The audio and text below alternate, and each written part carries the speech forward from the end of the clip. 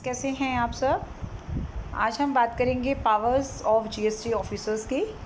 GST को smoothly handle करने के लिए बहुत अलग अलग तरीके के ऑफिसर्स की अपॉइंटमेंट की जाती है, जो कि हम लास्ट वीडियो में डिस्कस कर चुके हैं। आज हम बात करेंगे उनकी पावर्स क्या है। तो सबसे पहले पावर है इंस्पेक्शन की। जो भी प्रॉपर ऑफिसर होगा उनको अधिकार होगा, ये राइट होगा कि वो बिज़नेस प्रेमिसेस में जाकर वहाँ उस प्लेस पर या उस पर्सन के रिकॉर्ड्स की या डॉक्यूमेंट्स की या फिर उस पर्सन की जो वेयर हाउस यानी गोडाउन्स वगैरह को ऑपरेट करते हैं उसकी जांच पड़ताल कर सकते हैं, इंस्पेक्शन कर सकते हैं। और इसके अलावा जो पर्सन्स गुड्स को कैरी कर रहे हैं, एक जगह से दूसरी जगह वो ट्रांसपोर्ट कर रहे हैं, इन सब तरीके के लोगों की जांच पड़ताल यानी इंस्पेक्शन करने का राइट किसके पास है? जीएसटी ऑफिसर्स के पास है। इंस्पेक्शन और सीज़र में थोड़ा फ़र्क ये है, सर्च में ये फ़र्क है कि सर्च थोड़ा रिजिड कॉन्सेप्ट माना जाता है और इंस्पेक्शन आप जस्ट एक उसको नॉर्मल सिनेरियो में चेक या उसको फील कर सकते हैं। तो किस तरीके से इंस्पेक्शन करनी है और किस किस की करनी है, या तो बिज़नेस प्रेमिसेस की करनी है या उस पर्सन्स की करनी है जो गुड्स को कैरी कर रहे हैं, या वेयर हाउसेस या गोडाउन के मालिक या जो ऑपरेट कर रहे हैं उनके यहाँ पर जाकर आप इंस्पेक्शन कर सकते हैं। ठीक है। अब इंस्पेक्शन के लिए कुछ प्रोविज़न्स हैं, ध्यान में रखिएगा। जैसे सबसे पहले इंस्पेक्शन कौन करेगा? ऑब्वियसली जो भी प्रॉपर ऑफिसर होंगे, जिनको ऑथोराइज़ किया गया होगा, जिनके पास ऑथोराइजेशन होगा, अधिकार होगा इस तरीके की चेकिंग का, इस तरीके की इंस्पेक्शन का, जो उन्हें कहाँ से मिलेगा? जॉइंट कमिश्नर या उसके ऊपर जो भी रैंक के ऑफिसर से, उनसे अगर आपको ये राइट मिलता है, दैन यू कैन चेक और you can inspect these persons और द प्लेसेस। सेकेंड नंबर है वो सर्कमस्टांसेस कि कब हम इंस्पेक्शन के लिए जाते हैं। तो डेफिनेटली अगर कमिश्नर को ऐसा विश्वास है कि जो भी पर्सन कंसर्न्ड है, यानी कि जैसे ये बिजनेसमैन हो गया या फिर ट्रांसपोर्टर है या फिर वेयर हाउस का ओनर है, अगर वो कुछ इस तरीके की एक्टिविटीज़ में इन्वॉल्व हैं जो कि डाउटफुल हैं, तो इंस्पेक्शन के लिए ऑफिसर्स को राइट दिया जा सकता है और उन्हें ऑर्डर दिए जा सकते हैं। ऐसी क्या क्या एक्टिविटीज़ करेंगे, एक बार चेक कर लेते हैं। मान लीजिए कोई भी पर्सन जो टैक्सेबल है, यानी जिसे टैक्स पे करना है अकॉर्डिंग टू जीएसटी लॉ, कोई ऐसा ट्रांजैक्शन है जिसे वो दबाने की कोशिश कर रहा है यानी छिपाने की कोशिश कर रहा है। गुड्स वेयर हाउसेस का जो ऑनर है या जो ट्रांसपोर्टर है, वो गुड्स को छिपाने की या कुछ स्टॉक ना नहीं बता रहा है या डिस्क्लोज़ नहीं कर रहा है। इनपुट टैक्स क्रेडिट का क्लेम किया जा रहा है, लेकिन जितना होना चाहिए उतना नहीं है, उससे ज़्यादा वो इनपुट टैक्स क्रेडिट क्लेम कर रहे हैं। इसके अलावा कॉन्ट्रावेंशन में इन्वॉल्व हैं, किसी भी तरह के लॉ को तोड़ रहे हैं वो, और इस तरीके की एक्टिविटीज़ अगर हाँ लगता है कि टैक्सेबल पर्सन के पार्ट पर हो रही है, तो इस तरीके की इंस्पेक्शन हो सकती है। इसके अलावा इन केस ऑफ पर्सन जो गुड्स ट्रांसपोर्ट कर रहे हैं, तो गुड्स ट्रांसपोर्ट करने वाले जो पर्सन हैं, जो रिस्पॉन्सिबल हैं, उनके पार्ट पर अगर ऐसा लग रहा है कि वो टैक्स की चोरी कर रहे हैं या टैक्स बचाने की कोशिश कर रहे हैं, या कुछ अकाउंट्स वगैरह इस तरीके का छुपा रहे हैं, कुछ इस तरीके के एक्टिविटीज़ में इन्वॉल्व हैं, तो CGST एक्ट के अंतर्गत वो इंस्पेक्शन उन पर हो सकती है। सिमिलरली तीसरी कैटेगरी में आ रहे थे वो लोग जो वेयर हाउसेस के मालिक हैं या ऑपरेटर हैं, तो वो भी अगर टैक्स को बचाने की कोशिश कर रहे हैं या टैक्स की चोरी करने की कोशिश कर रहे हैं, अपने अकाउंट्स को इस तरीके से मैनिपुलेट कर रहे हैं, then the inspection can be made on the orders of orders given by joint commissioner or above the rank of this joint commissioner. तो proper officer can get this inspection, right? ये तो हो गया inspection के part पर क्या क्या हो सकता है। Second point is power of search and seizure. तो अभी सर्च और सीज़र का कॉन्सेप्ट सामने आया है। इंस्पेक्शन से थोड़ा सा रिजिड रहेगा ये। सीज़र मीन्स कि आप किसी भी डॉक्यूमेंट को या गुड्स को या जो भी उनकी कस्टडी में ऑनर के पास या कुछ इस तरीके के दस्तावेज़ हैं, डॉक्यूमेंट्स हैं, जो जो जीएसटी के टैक्सेशन के रिगार्डिंग हमें आगे के लिए काम आ सकते हैं, यूज़फुल हो सकते हैं, रेलेवेंट डॉक्यूमेंट्स हैं। तो इंस्पेक्शन करने वाली टीम जो है, जो सर्च करने के लिए गई है या इंस्पेक्शन के लिए गई है, वो इन डॉक्यूमेंट्स को अपनी कस्टडी में ले सकती है, गुड्स को अपनी कस्टडी में ले सकती है, उन बुक्स को अपनी कस्टडी में ले सकती है जो कि आपको लग रहा है कि रेलेवेंट है। ठीक है, तो ऑब्वियसली इसके लिए भी ऑथराइजेशन की ज़रूरत है। ये ऑथराइजेशन राइटिंग में किसी भी ऑफिसर को दिया जा सकता है जो इस तरीके की सर्च और सीजर को परफॉर्म करेगा।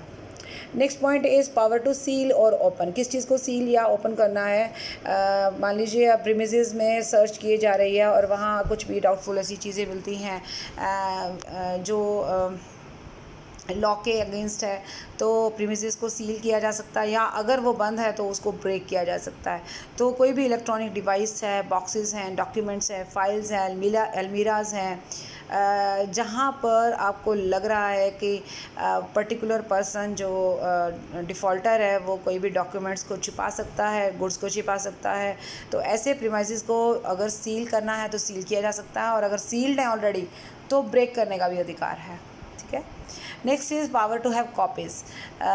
कॉपी लेने का अधिकार किसका है? जब ये डॉक्यूमेंट्स सीज़ किए जाते हैं, यानी प्रॉपर ऑफिसर उन्हें अपनी कस्टडी में लेता है, तो जो ऑनर है या जो बिजनेसमैन है उसे एक राइट मिलता है कि वो इन डॉक्यूमेंट्स की कॉपी ले सकता है अपने पास अपने और एक्टिविटीज़ के लिए। लेकिन ये इंश्योर करना पड़ेगा प्रॉपर ऑफिसर को कि इन डॉक्यूमेंट्स का कॉपी करवाने की परमिशन देना कहीं न्यायिक प्रक्रिया में, यानी कि जो प्रोसीडिंग्स हैं उसमें कोई अड़चन नहीं आनी चाहिए इस तरीके की परमिशन देने से। तो ये भी ध्यान में रखना है हमें। Power related with release, return and disposal of goods. जो गुड्स आपने अपने पास अपनी कस्टडी में ले ली हैं उनको आप रिलीज़ कब करेंगे? तो डेफिनेटली अगर गुड्स को अपनी कस्टडी में लिया है तो उसके पीछे कोई ना कोई रीज़न रहा होगा, जैसे उससे रिलेटेड टैक्स पे नहीं किया गया है। तो इस तरीके का अगर गुड्स हमारे पास हैं, हमने अपनी कस्टडी में ले ली हैं, यानी कि प्रॉपर ऑफिसर ने अपनी कस्टडी में ले ली हैं, तो बाकायदा ऑनर को एक बॉन्ड भरना पड़ेगा या सिक्योरिटी देनी पड़ेगी, या फिर उन गुड्स से रिलेटेड जो भी टैक्स या पेनल्टी या इंटरेस्ट बनता है वो पे करने के बाद गुड्स वो वापस ले सकता है। उसके अलावा आ रहा है रिटर्न ऑफ गुड्स। यहाँ पर गुड्स को रिटर्न करने के लिए एक और प्रोविज़न भी है कि जब भी गुड्स को सीज़ किया जाता है तो उसके लिए 6 महीने के अंदर अंदर एक नोटिस देना ज़रूरी है। तो अगर प्रॉपर ऑफिसर ने 6 मंथ्स के अंदर कोई नोटिस नहीं दिया, हालांकि 6 मंथ्स के टाइम को और 6 मंथ्स के लिए बढ़ाया भी जा सकता है अकॉर्डिंग टू नीड, राइट। लेकिन अगर वो इस तरह का कोई भी नोटिस इशू नहीं करता है तो उन गुड्स को वापस करना होगा, ये एक रूल है। Okay, next is power related with disposal of goods. तो गुड्स को जो गुड्स आपकी कस्टडी में है, मतलब प्रॉपर ऑफिसर की कस्टडी में है, those goods can be disposed of on behalf of proper officer. Proper officer को ये लग रहा है, या अगर ऐसा कुछ सीन है कि जो गुड्स आपने कस्टडी में ली है वो पेरिशेबल नेचर के हैं, यानी जल्दी ख़राब होने वाली हैं, और कुछ ख़तरनाक टाइप की गुड्स भी हो सकती हैं, फॉर एग्जांपल कुछ केमिकल्स हैं, या उन गुड्स पर लगातार डिप्रिसिएशन हो रहा है, या फिर प्रॉपर ऑफिसर की कस्टडी में इतनी जगह नहीं है कि वो उन गुड्स को अपने पास लंबे समय तक रखे उसको। तो ऐसी परिस्थिति में, ऐसी सिचुएशन में वो अप्रोप्रिएट अथॉरिटी जो है उन गुड्स को डिस्पोज ऑफ कर सकती है। ओके, यानी कि उसको बेचा जा सकता है। अच्छा, कुछ गुड्स ऐसी हैं जो ये स्पेसिफ़िक हैं, इन्हीं गुड्स की ही हम बात कर रहे हैं देखा जाए तो जो भी ऑफिसर इनको कस्टडी में लेता है तो उसकी एक ड्यूटी है कि वो बाकायदा इनका एक रिकॉर्ड मेंटेन करेगा कि किस तरीके की गुड्स उसने अपनी कस्टडी में रखी हैं। Okay, next point is power related with seizure of the accounts, registers और डॉक्यूमेंट्स। ऑलमोस्ट सेम पॉइंट है कि प्रॉपर ऑफिसर के पास पावर है कि गुड्स और डॉक्यूमेंट्स और जो भी चीज़ें जब वो कस्टडी में लेता है तो डेफिनेटली किसी न किसी वजह, किसी न किसी जेन्युइन रीज़न से लिया जा रहा है ऐसा, जीएसटी के लॉ को तोड़ने की वजह से, या फिर प्रॉपर टैक्स पे ना करने की वजह से, या कुछ और चेकिंग के लिए लिया जा रहा है। तो जब भी कोई इस तरीके की चीज़ हम कस्टडी में लेते हैं तो हमारी एक ड्यूटी है कि हम उसको राइटिंग में जो है एक रिसीप्ट दें ऑनर को कि उनकी किस तरीके की गुड्स हमारे पास हैं, हमने रिटेन की हैं। ठीक है। Next is power to make purchases to check the issue of tax invoices.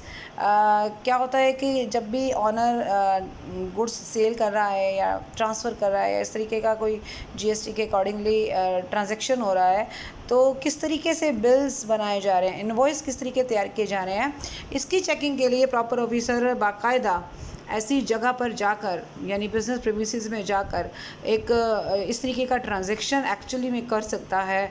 और इसमें क्या होगा कि वो गुड्स जो है लेना और उसके बदले में बिल उसको प्रोवाइड किया जाएगा, बाकायदा वो पेमेंट करेगा, उसको बिल प्रोवाइड किया जाएगा। फिर उस बिल की अच्छी से जांच पड़ताल होगी और जब वो उसको एग्री हो जाएगा या तसल्ली हो जाएगी, देन वो वापस बिल को देकर और अपना पैसा वापस लेकर उस बिल को कैंसिल करवा सकता है। तो ये सिर्फ एक तरीके से ये मान के चलिए कि एक प्रैक्टिकल टेस्ट है इस चीज़ का कि बिजनेसमैन किस तरीके से इनवॉइस जो है लोगों को या जो भी कस्टमर्स आते हैं वो बना कर देगा या देता है, राइट। तो एक तरीके से उसका टेस्ट है। Power to inspect goods in movement और इन ट्रांजिट। तो कोई भी गुड्स जो एक जगह से दूसरी जगह जा रही हैं, तो जो भी कैरियर है, जो ट्रांसपोर्टर है, जो एक पर्टिकुलर अमाउंट से ज़्यादा की गुड्स लेकर जा रहा है, तो उसकी एक लायबिलिटी ये बनती है, उसकी ड्यूटी ये बनती है कि उसको इन गुड्स के बाकायदे बारे में पूरी जानकारी होनी चाहिए, कितना वेट है गुड्स का, और इसके अलावा जो भी डॉक्यूमेंट्स का डिटेल है वो होना चाहिए, प्लस में कुछ डिवाइसेस अगर रिक्वायर्ड है वो भी उसको रखनी चाहिए। और जब भी अगर रास्ते में मान लीजिए उसका कैरियर, उसका ट्रक या उसका जो भी ट्रांसपोर्ट व्हीकल है रोका जाता है प्रॉपर ऑफिसर के द्वारा इंस्पेक्शन के लिए, तो ट्रांसपोर्टर की ये ड्यूटी है या जो व्हीकल जो रन कर रहा है उसकी ड्यूटी है कि वो इन डॉक्यूमेंट्स को प्रॉपर ऑफिसर के आगे प्रोड्यूस करें ताकि वो उसकी जांच पड़ताल कर सके।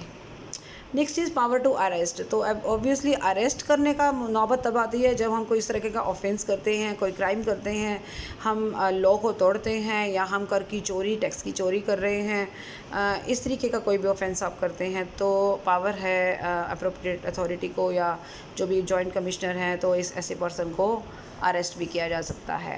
नेक्स्ट इज़ पावर टू सम्मन। सम्मन का मतलब ये है कि जैसे जिस तरीके से कोर्ट से नोटिस आता है किसी पर्टिकुलर पर्सन को कोर्ट में हाजिर होने का, सेम केस यहाँ पे भी है।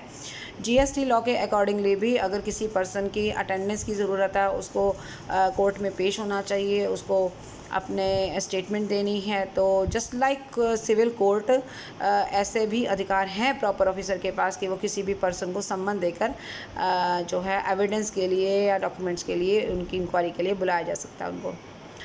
Access to business premises. Business premises में जब भी हम जाते हैं एक्सेस होनी चाहिए डेफिनेटली, प्रॉपर ऑफिसर के पास एक अथॉरिटी रहेगी जिससे वो वहाँ जाकर accounts, documents, boxes, electronic devices, software की इंस्पेक्शन कर सकता है। और ज़्यादातर इसका मकसद जो है ऑडिट करना या उसकी स्क्रूटिनी करना, काट छाँट करना, वेरिफिकेशन करना, ये उनका मकसद हो सकता है।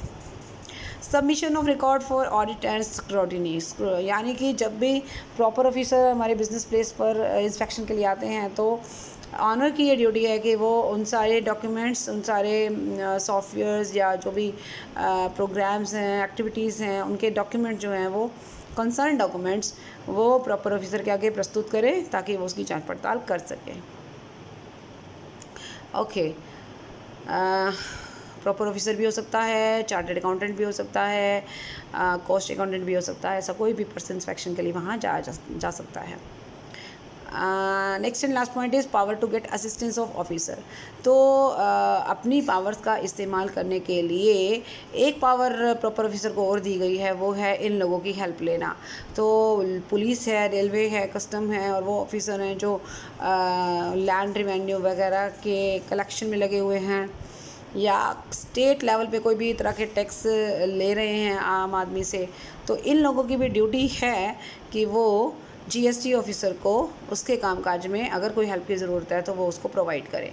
तो ये सारी पावर्स हैं जीएसटी ऑफिसर्स की, चाहे वो स्टेट लेवल पे हैं चाहे वो सेंट्रल लेवल पे। तो सीजीएसटी और एसजीएसटी को स्मूथली रन करने के लिए और हर तरह की सिचुएशन को टैकल करने के लिए it is compulsory to for the officers of GST to have such powers जो इम्प्लीमेंट की जाएंगी जब भी ऐसी सिचुएशन आएगी। And the last point is authorization of officers of state or union territory as proper officers in certain circumstances. इसमें ये बताया गया है कि जैसा कि हम जानते हैं कि जीएसटी में ड्यूअल टैक्स का सीन है। जो भी टैक्स जो भी असेसी है उसको स्टेट और सेंट्रल दोनों को ये जीएसटी देना होगा।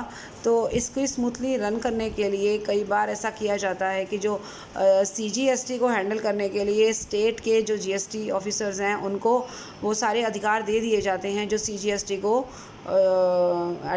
उसका एडमिनिस्ट्रेशन करने के लिए ज़रूरी हैं।